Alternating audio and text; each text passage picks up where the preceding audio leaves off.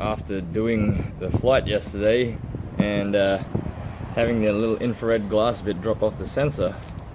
I had to put another camera in this sucker. And so what I've done, instead of having the shitty Rotorex HD camera, TBS stack mounted camera on top, I opted for the Eachine Stack X4 camera. Now I'm flying my Kaiser Zero with the fish drone stack and the 35 amp ESCs minus the hmdvr board, because the fish drone FC cannot supply sufficient 5 volts to the hmdvr board. What I did notice was that this Eachine Stack X camera still used the same ribbon cable as the hmdvr-hd from the Eachine vtail. Now I have a couple of the Eachine vtail hmdvr units, and upon closer inspection they share the same chip as the Eachine Stack X4. So I just used the ribbon cable and plugged her in, and what do you know, it works fine and has minimal lag. Although it is a little bit to get used to, probably a pack, maybe 2 packs, but once you're used to it, it's fine.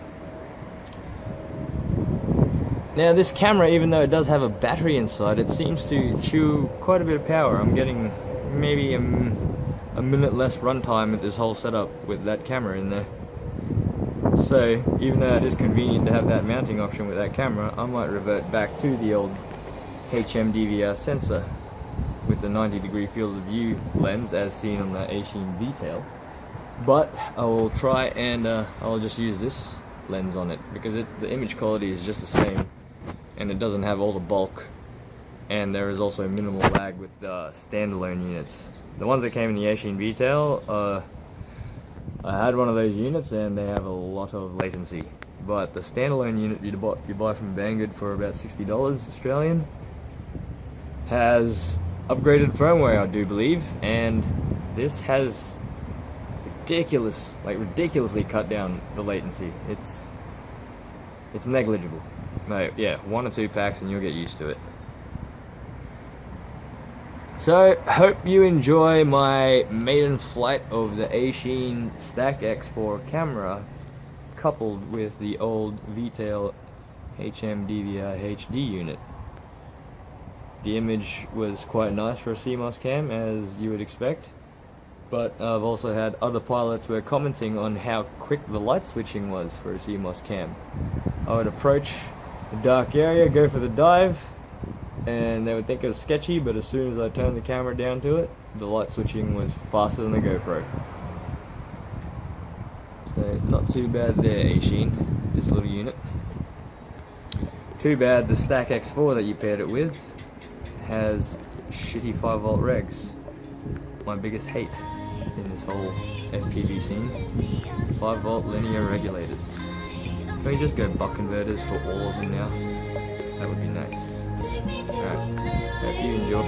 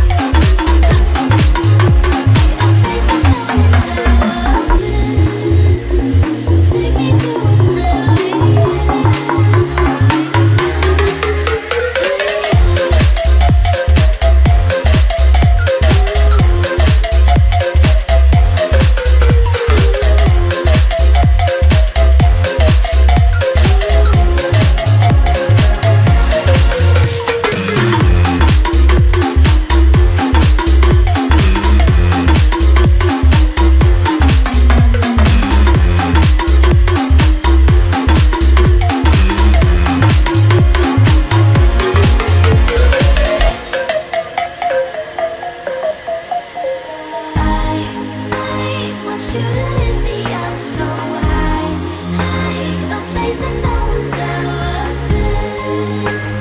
Take me to oblivion. Ooh, I wanna feel the dark with you. Ooh, a place that no one's ever been. Take me to oblivion.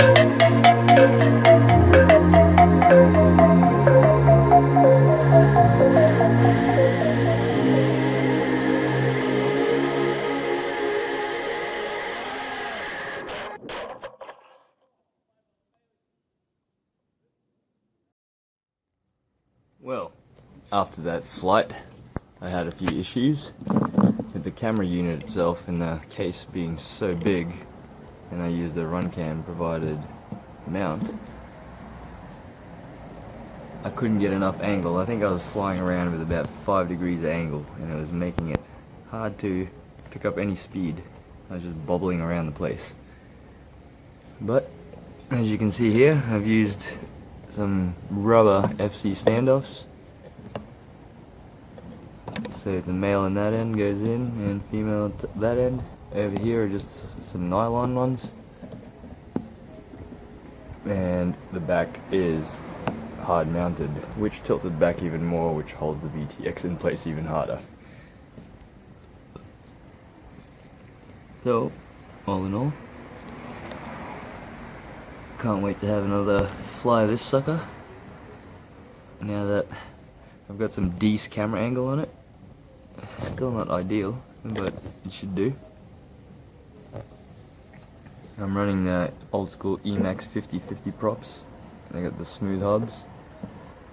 These things are extremely durable, but they are amp hungry, as they are pretty heavy. Well, I hope you enjoyed that flight, and I'm looking forward to having another lash at this now. I've made some adjustments to the camera angle. I've also put some nylon spacers under the mount to lift it up so that the RSN could drop down a bit further.